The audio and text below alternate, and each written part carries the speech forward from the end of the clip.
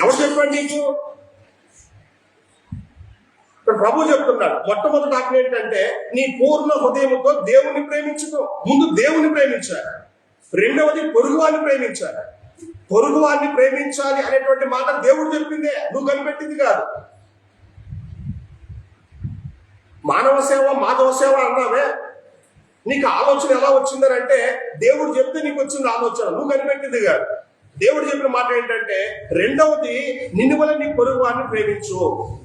ఈరోజు మనవాళ్ళు ఆ పైదాన్ని క్యాన్సిల్ చేసి పడేసి, దేవుడే లేడు కదా అందుకని పైదాన్ని క్యాన్సిల్ చేసి పడేసి ఈరోజు మనవాళ్ళు చెప్తున్న మాట ఏంటంటే పొరుగువాన్ని ప్రేమించు, అదే దేవుడిని ప్రేమించుకో. ఈ మధ్య క్రైస్తవ కూడా నేర్చుకున్నారు బాగా. మాస్టర్ గారికి రూపాయి ఇవ్వటం నచ్చట్ల, అనాథాశ్రమం పోయి అక్కడ చీరలు పంచడం, ఆడ భోజనాలు పెట్టడం. మాస్టర్ గారు తినకూడదంట, వాళ్ళ పెడితే పుణ్యం అంట, మాస్టర్ గారే పెడితే ఈ శాపమేమో. ఇవన్నీ కూడా అజ్ఞాన ఆలోచనలు.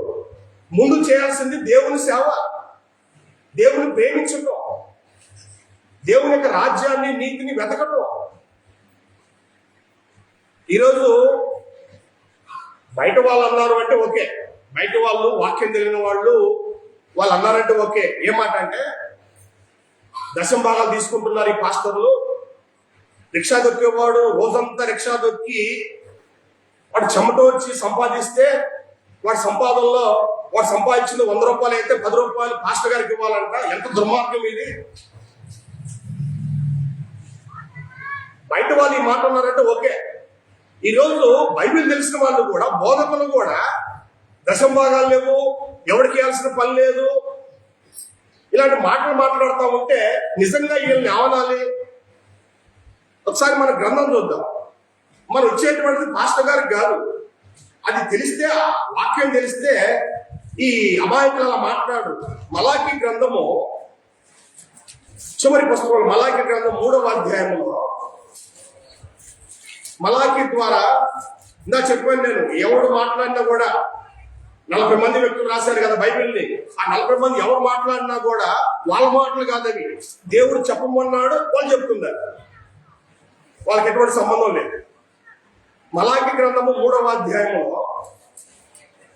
8వ వచనం, మానవుడు దేవుని యొక్క దొంగిలిన అయితే మీరు నా యొక్క దొంగిలిత్తిరి, దేని విషయంలో మేము నీ యొక్క దొంగిలిత్తమని మీరందరూ 10వ భాగమును ప్రతిష్టాపన ఇయ్యక దొంగిలిత్తిరి.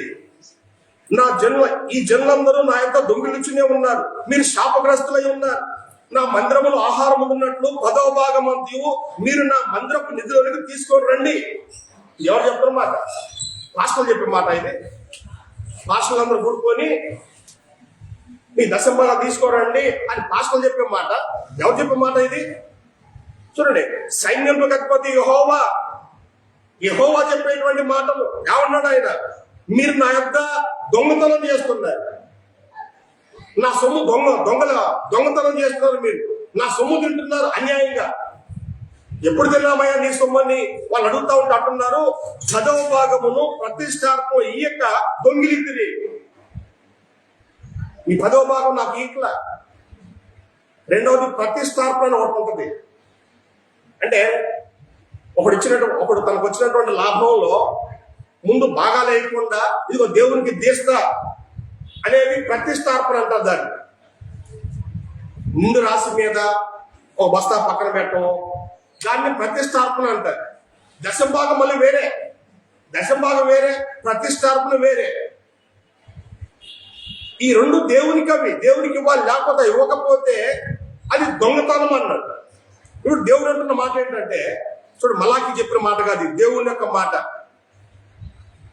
10వ భాగమును ప్రతిష్టాపన ఇయ్యక దొంగిలిత్తిరి, ఈ జనులందరూ నా యొక్క దొంగిలించునే ఉన్నారు, మీరు శాపగ్రస్తులై ఉన్నారు, నా మందిరములో ఆహారం ఉన్నట్లు. ఎవరి మందిరంలో? మలాకి మందిరంలో ఉన్నా. మలాకి ఒక మందిరం ఉందా? పాస్టర్కి ఏమైనా మందిరం ఉందా? దేవుని మందిరంలో, నా మందిరంలో అంటే దేవుడు మాట్లాడుతున్నాడు. నా మందిరములో ఆహారం ఉన్నట్లు 10వ భాగం అంతయు మీరు నా మందిరపు నిధిలోనికి తీసుకొని రండి. ఇది దేవుడు చెప్తున్న మాట. దేవుణ్ణి సేవించటంలో ఇది ఒక భాగం.